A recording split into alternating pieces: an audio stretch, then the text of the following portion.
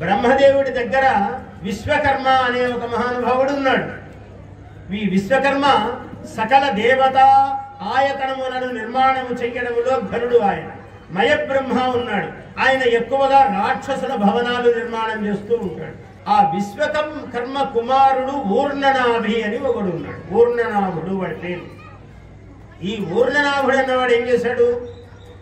మామూలుగా తండ్రి ఏదైనా వృత్తిలో పనిచేస్తుంటే పిల్లవాడు కూడా సహాయం చేస్తూ కొంచెం కాస్త తెలివైన వాడైతే ఎక్కువ నేర్చుకుంటాడు కొద్ది రోజుల్లోనే.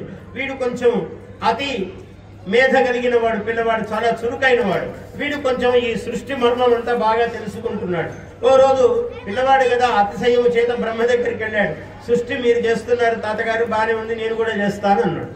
అంటే ఒరే నీకే పిల్లవాడు నువ్వెందుకు రా అని తండ్రి వారిస్తున్నాడు. కానీ వినకుండా ఇదిగో చూడండి అని సృష్టి మొదలు పెట్టాడు. వాడు చూస్తూనే బ్రహ్మ కన్నెర్ర చేశాడు. ఏమిరా నీ వయస్సేమి, నీ యోగ్యత ఏమి, నువ్వు నాతో సమానముగా సృష్టి చేస్తావా ఓ అని వాడిని శపించాడు.